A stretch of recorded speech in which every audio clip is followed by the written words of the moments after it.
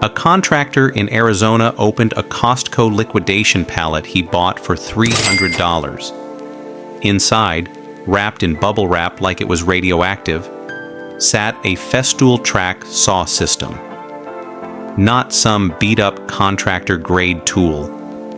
A pristine Festool setup that retails for over $700, returned because someone's wife told them they were insane for spending that much on a saw. He used it on 2 jobs, sold it for $500 cash, and still had 5 other tools left in that same pallet. That's a 200% return on investment in 72 hours. And nobody's talking about it because Costco's return system has become the best kept secret in the tool world. While everyone's arguing about Harbor Freight versus DeWalt, there's this entire underground economy of professional grade tools flowing through liquidation channels at prices that would make manufacturers lose sleep. I've been tracking this system for 3 years, bought over 20 pallets, and what I've discovered is going to completely change how you think about buying tools. Most people don't know this, but when you return a power tool to Costco, it enters a sorting system that's basically a second chance lottery for anyone paying attention. Costco can't legally resell returned tools as new, even if someone only cracked the seal and changed their mind. These tools need to go somewhere.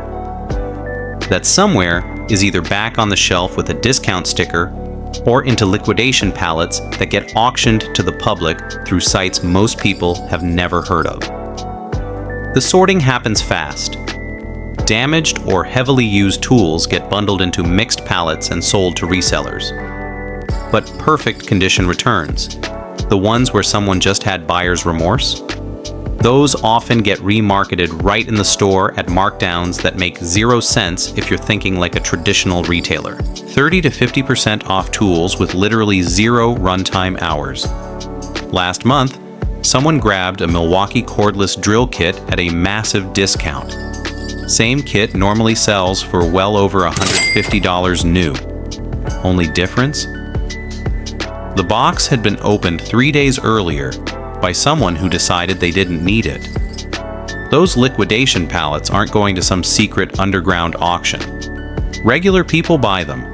Companies like Bstock and liquidation.com sell Costco return pallets directly to consumers, and this is where things get wild. I bought my first pallet for around $400. When it arrived, shrink-wrapped on a wooden skid, I had no idea what was inside. That's part of the gamble. You get a manifest that lists categories, but not conditions. Could be gold, could be junk. I cut the wrap and started digging. 6 power tools total. 3 worked perfectly out of the box. One was a Bosch router worth over $200 at retail. Still had the protective film on the base plate. 2 needed minor fixes, stuff like replacement power cords. 1 was truly dead, but I sold it for parts and made $50. Even after selling the broken tools for parts, I tripled my money. The tool companies hate this because it creates a parallel market where their premium products sell for a fraction of retail, completely outside their control. Costco's return policy is your actual secret weapon, and understanding it changes everything. Unlike Home Depot or Lowe's, Costco accepts returns on power tools with almost no questions asked. 90 days, 90 months, doesn't really matter. If you're a Costco member and that tool didn't perform, bring it back. This creates a return volume that dwarfs other retailers. More returns means more liquidation opportunities. I've watched contractors return entire tool sets after finishing jobs, claiming performance issues when really they just needed the tools for one project. Those tools, many with less than 20 hours of actual use, flow into liquidation channels selling for a fraction of retail. It's not fraud, it's not a scam.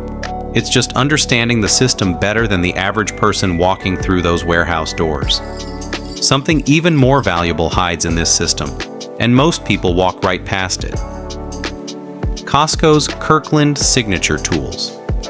When these get returned, Costco can't send them back to manufacturers because Kirkland is their house brand. So what happens? They bundle them into mixed pallets with other returns and sell them dirt cheap. I bought a pallet last spring that had 8 Kirkland power tools, all functional, for $350 total. That's less than the cost of 2 of those tools new. You're getting solid quality tools at liquidation pricing. Garage sale prices on tools that perform like mid-tier name brands. Costco's entire business model runs on membership fees, not profit margins on individual products. They make very little money selling tools compared to traditional retailers.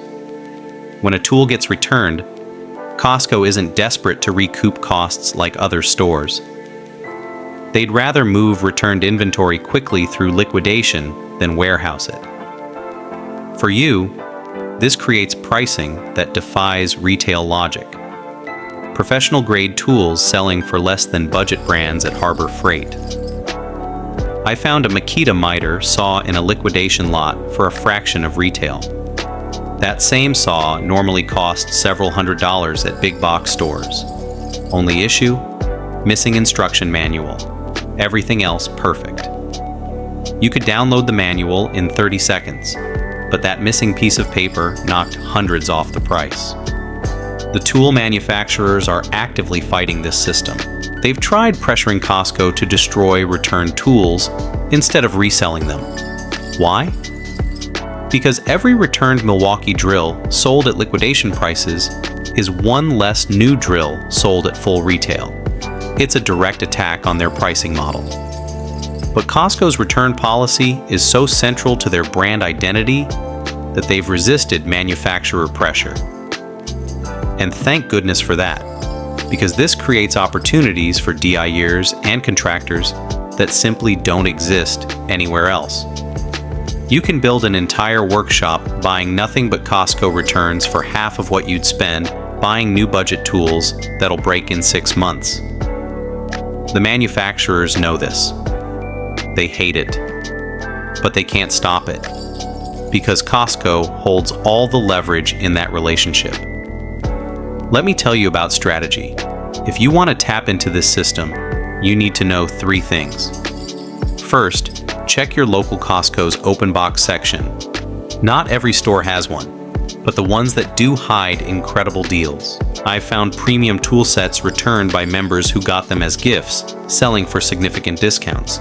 Second, sign up for liquidation websites that sell Costco pallets. Set alerts for power tools. When pallets drop, buy immediately. They sell out in minutes, sometimes seconds. Third, don't fear returns marked as defective. Often, the defect is something ridiculous, like a missing battery or a broken case latch. The tool itself works perfectly. Last month, a liquidation pallet listed a defective rigid table saw. Description said motor issues. I bought the pallet for $200, taking a calculated risk.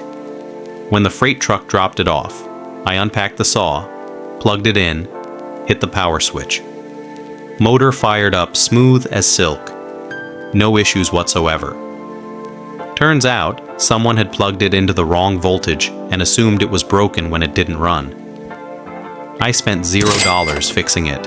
Now I own a table saw worth several $100s that cuts like it just rolled off the assembly line. This happens constantly because Costco doesn't have time to diagnose every return. They mark it defective, send it to liquidation, and move on. Someone else's incompetence becomes your workshop upgrade. Costco's return system has created an entire underground economy of tool flippers who figured out the patterns. These aren't trust fund kids or tech bros. They're regular contractors, woodworkers, and DIY enthusiasts who've cracked the code. They know exactly when Costco processes returns, which days liquidation pallets get posted, which stores are most likely to have open box deals. I met a contractor in Phoenix who built his side income around this. He buys Costco return pallets, tests everything, keeps what he needs for jobs, and resells the rest. Last year alone, he saved over $12,000 on tools compared to buying new. He's not some genius with insider connections. He just paid attention to the system while everyone else was scrolling social media. The timing matters more than you'd think. Costco processes most returns on Tuesdays and Wednesdays. By Thursday morning, those tools are either on liquidation websites or marked down in stores. If you're serious about scoring deals, Thursday is your shopping day. I've walked into Costco on Thursday mornings and found open box DeWalt combo kits for half price, sitting in the tool aisle with bright discount tags. Meanwhile, people shopping on Saturday pay full retail for identical tools in sealed boxes. Now let's talk about what actually gets returned and why this matters. The most common returns are combo kits. Someone buys a drill, an impact driver set, realizes they only needed the drill, returns the whole thing. Costco can't split the kit, so the entire package goes to liquidation. I've bought combo kits where the impact driver was literally still wrapped in plastic. Paid $70 for a kit that retails for over $200. Cordless tool sets are another goldmine. People buy these big 6 or 8 tool kits thinking they'll use everything. Reality hits when they realize they only need 2 of the tools. Back to Costco it goes, and now you've got a barely touched professional grade tool set for the price of 1 new tool. Costco doesn't differentiate between returns from regular members and returns from business members. Think about what that means. Commercial contractors are returning heavy-duty, professional tools after job completions, and those tools end up in the same liquidation channels as consumer returns. I bought a pallet last fall that included a Hilti hammer drill, returned by a commercial member. The label was still mostly intact. You could see it had been used on a job site, but not abused. That drill had maybe 40 hours of use, cost me around $60 in the pallet mix, and Hilti tools typically sell for many hundreds of dollars new. Even used Hilti tools sell for several hundred on the secondary market. I used it for 6 months on my own projects, then sold it for a substantial profit. Made money while getting free use of a professional tool that outperforms most consumer-grade equipment. That's the kind of arbitrage opportunity hiding in Costco's return system, and it's completely legal. Let's address the elephant. Some people worry that return tools are somehow inferior or damaged. Reality check. Most returns happen because people changed their minds, bought the wrong model, or received duplicate gifts. Actual defect rates are shockingly low. In the 15 pallets I've bought over 3 years, maybe 10% of tools had real issues, and even those were usually fixable. A jammed chuck here, a worn carbon brush there, parts that cost $5 to $15 to replace on tools worth $200 to $300. Compare that to buying budget brand new tools that break after 20 hours, and the math becomes obvious. The warranty situation surprises people. Many return tools still have active manufacturer warranties. Costco's return policy is separate from the manufacturer's warranty. When someone returns a relatively new Milwaukee tool to Costco, that tool often still has years left on the manufacturer's warranty. You buy it in a liquidation pallet at a steep discount, and you're still covered if anything goes wrong. I've had manufacturers honor warranties on tools I bought through liquidation. They don't care how you acquired the tool. If it's within the warranty period with a legitimate defect, they'll repair or replace it. One more insider angle that changes everything. Costco's roadshow events. A few times a year, tool manufacturers set up temporary displays at Costco with special bundle deals. When these events end, whatever didn't sell gets heavily discounted. But the trick? People also return roadshow purchases at higher rates because they bought impulsively. Those returns hit liquidation channels within weeks. I've even seen premium Festool products, which almost never get discounted, show up in liquidation pallets after roadshow events. Festool track saws can cost well over $500 new. I found one in a post-roadshow liquidation pallet for a fraction of that price. Returned unopened. Someone bought it, got home, realized they didn't need such an expensive saw, and returned it. Let's talk seasonal patterns because patient shoppers crush it here. January and February see massive return spikes from holiday gifts. Dad gets a Makita combo kit for Christmas, already owns Milwaukee everything, returns it in early January. Valentine's Day brings another wave when people return tools their partners bought, trying to be thoughtful. Then, spring cleaning in April and May when homeowners return tools they bought for projects they never started. Mark these months on your calendar. Liquidation sites get flooded with fresh inventory, and prices drop because volume needs to move quickly. I bought 3 pallets in February 2024 for an average of $320 each.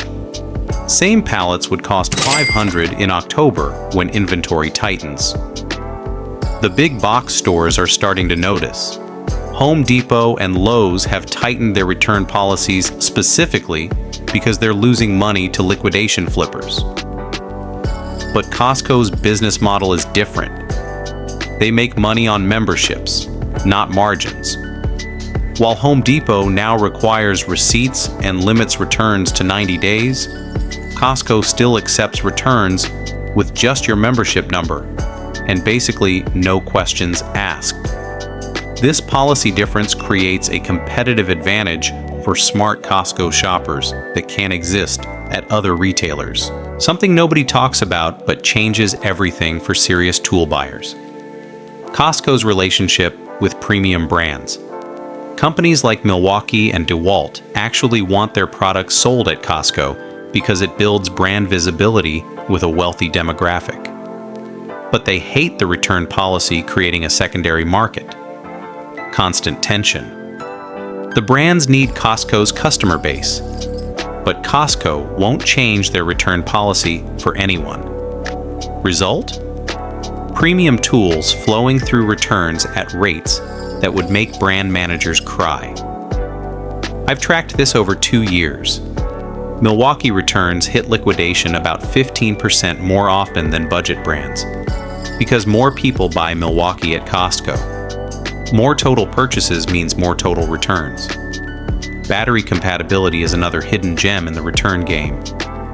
Costco sells tons of cordless tool combo kits. When these get returned, they often include batteries and chargers worth $100 to $150 alone. I bought a Ryobi pallet last year specifically for the batteries. 6 return kits, 12 batteries total, 4 chargers. Paid $450 for the pallet. Sold 10 batteries for $30 each. That's $300 right there. Kept 2 batteries and all 4 chargers for my own Ryobi tools. Essentially got paid to upgrade my battery collection. The tools in those kits? Bonus inventory I flipped for another $200. 1 pallet, $500 profit plus free batteries. Air compressors and shop vacs are criminally undervalued in liquidation pallets. People buy these thinking they need industrial capacity for home projects. Reality hits when they realize their garage electrical can't handle a large compressor. Back to Costco it goes. I got a California Air Tools compressor, the quiet ones professionals use, for under $100 in a liquidation lot. These units typically retail for several $100s. Previous owner returned it claiming it was defective. The defect? They didn't read the manual and thought it was broken because it auto shuts off at max pressure. That's literally how compressors work. Their ignorance cost them restocking hassle. My gain was hundreds in savings on one of the quietest compressors I've ever owned. This pattern repeats constantly with shop equipment. Someone doesn't understand basic operation, assumes it's broken, returns it, and now you own professional equipment for pocket change. One final strategy that separates amateurs from professionals. Build relationships with your local Costco managers. Not in a weird way, just be friendly and ask about open box inventory. Some managers will call regular customers when high-value returns come in. I know buyers whose managers alert them about returns before they hit the floor. They've gotten first pick on thousands of dollars worth of equipment simply because they were polite and showed genuine interest. Managers would rather sell open box items quickly to known buyers than process them through liquidation. Another thing worth mentioning is timing your purchases around major holidays. The week after Father's Day sees a surge of return tool sets. Same with weeks following Christmas and major home improvement holidays. Black Friday returns peak in mid-December when people realize they bought duplicates or wrong models. Tax refund season in February and March brings both increased purchases and returns, as people overspend, then have buyer's remorse. Track these patterns for 6 months, and you'll start predicting when the best liquidation opportunities appear. Don't overlook accessories in these liquidation pallets. Drill bit sets, saw blades, sanding discs, all the consumables that wear out constantly. I've bought pallets where the accessories alone were worth more than I paid.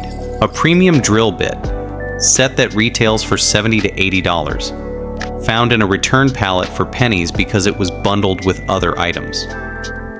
Smart buyers separate these accessories, use what they need, sell the rest to recover their pallet investment. The actual tools become pure profit. You're not going to learn this from YouTube ads or big box employees. They don't want you knowing this exists because it disrupts their profit model. Costco's return system isn't just about customer satisfaction. It's an accidental goldmine for anyone willing to think like an opportunist instead of a consumer. While everyone else pays full price for tools they'll use twice, smart shoppers are building professional workshops for the cost of a decent lawnmower. The tool companies don't want you knowing this. Retailers don't want you knowing this. But now you do. Next time you need a power tool, skip the new section and start hunting for returns. Because somewhere right now, someone's returning a barely used tool that's about to become your next workshop steal. Your wallet will thank you, and years from now, when that return tool is still running strong, you'll wonder why anyone ever pays full price. The answer is simple. Most people don't know this system exists. Now you're not most people.